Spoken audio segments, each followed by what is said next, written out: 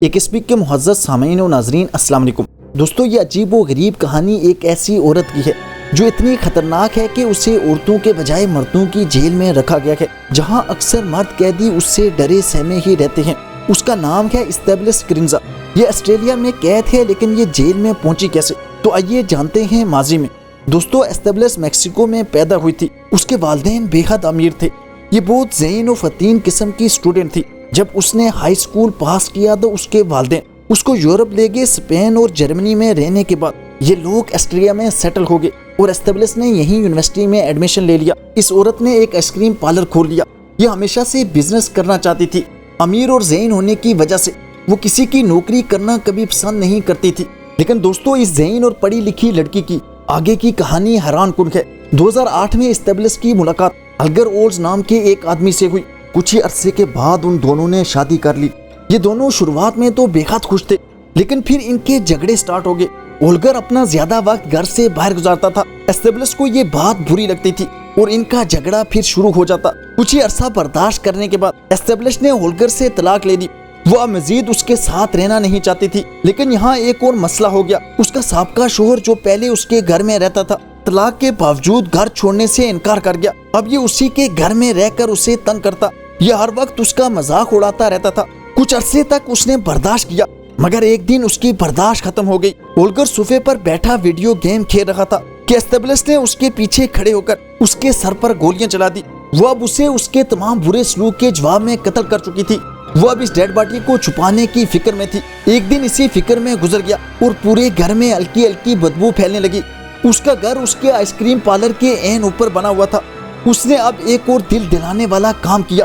وہ بازار سے ایک چین سا خرید کر لے آئی، جس سے اس نے اپنے سابقہ شوہر ہولگر کی باڈی کے ٹکڑے کر دیے۔ پھر ان ٹکڑوں کو بیسمنٹ میں موجود آئس کریم کے ایک خالی فریزر میں رکھ کر اوپر سے کنکریٹ سے بھر دیا، تاکہ نہ اسمیل پھیلے اور نہ کسی کو پتہ چلے۔ ہولگر ویسے بھی اکثر گھر سے غائب رہتا تھا، اس لیے کسی نے اس کی گمشدگی کا نوٹس ہی نہیں لیا۔ اس کہانی کے آگے بڑھنے سے پہلے اگر آپ نے ابھی تک یہ ہماری ویڈیو لائک نہیں کی تو کر دیں۔ نیو آنے والے ناظرین ایک اسپیک کو سبسکرائب کر دیں اور بیل آئیکن پر ضرور کلک کریں۔ یہ آپ کا ہمارے لیے سب سے بہترین تحفہ ہوگا۔ کچھ ہی عرصے کے بعد اسٹیبلس کو ایک اور آدمی پسند آ گیا۔ اس کا نام مینفریڈ ہنٹر برگر تھا۔ مینفریڈ اسی کے آئس کریم پارلر میں کام کرتا تھا۔ وہ اس سے شادی کرنا چاہتی تھی، مگر جلدی اسے اندازہ ہو گیا کہ وہ اسے چیٹ کر رہا ہے اور صرف پیسے لینے کی خاطر اس سے وفاداری دکھا رہا ہے۔ اسٹیبلس کو اس پر بہت غصہ آیا۔ اب آپ سوچ ہی سکتے ہیں اس نے کیا کیا ہوگا۔ دوستو، اسٹیبلس نے مینفریڈ کو اپنے گھر بلایا اور پانی لینے کچن میں چلے گئی، جہاں اس نے پہلے ہی لوڈڈ پسٹل رکھا ہوا تھا۔ وہ کچن سے آ کر مینفریڈ کے عین پیچھے کھڑے ہو گئی اور بالکل ہولگر یعنی اپنے سابقہ شوہر کی طرح مینفریڈ کو بھی سر میں گولیاں مار کر قتل کر دیا۔ وہ اب ایک تجربہ کار قاتلانہ تھی۔ اس نے چین سا سے اس کی باڈی کے ٹکڑے کر دیے اور اسے بھی ہولگر کی باڈی کے ساتھ ہی فریزر میں ڈال دیا۔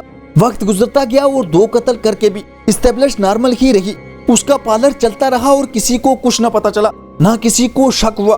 لیکن 2011 میں بلاخر وہ پکڑی ہی گئی۔ وہ کچھ کہ اس کے آئس کریم پارلر میں کچھ مزدور کام کر رہے تھے۔ وہ بیسمنٹ میں کام کر رہے تھے کہ ان کی نظر اس پرانے کنکریٹ سے بڑے فریزر پر پڑی۔ انہوں نے اسے وہاں سے ہٹا کر سب سیٹ کرنے کا سوچا، مگر فریزر بے حد بھاری تھا، وہ اسے ہلا تک نہ سکے۔ انہوں نے اسے کھول کر خالی کرنے کا سوچا اور اس پر عمل کرتے ہوئے فریزر کھولا، مگر وہ سب اپنے سامنے کنکریٹ سے آدھی باہر نکلی ایک آدمی کی ٹانگ دیکھ کر ڈر گئے۔